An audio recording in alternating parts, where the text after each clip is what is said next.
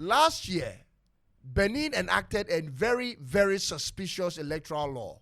Under this new electoral law, which the outgoing president has approved, a presidential candidate must be endorsed by a certain threshold of elected officials.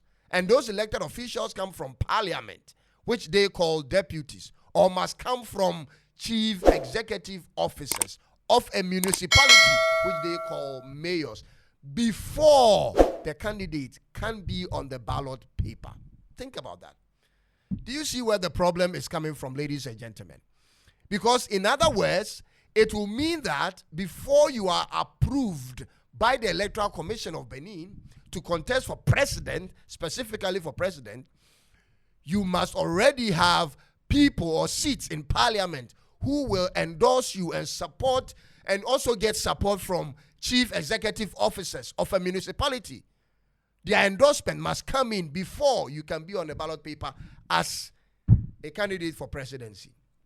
Meaning, if a person doesn't have such people or seats in parliament or support from such officials, they cannot compete in a presidential election in Benin. Ladies and gentlemen, this is the whole story.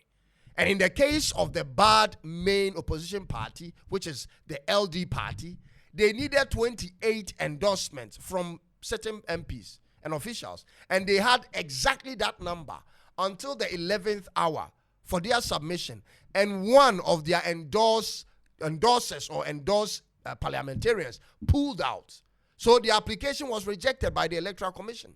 Ladies and gentlemen, I have watched and listened to the different videos and in circulation concerning Benin's failed coup. And I see this one incident, which is the bad opposition leaders, as the center of the problem, even though the soldiers provided different reasons.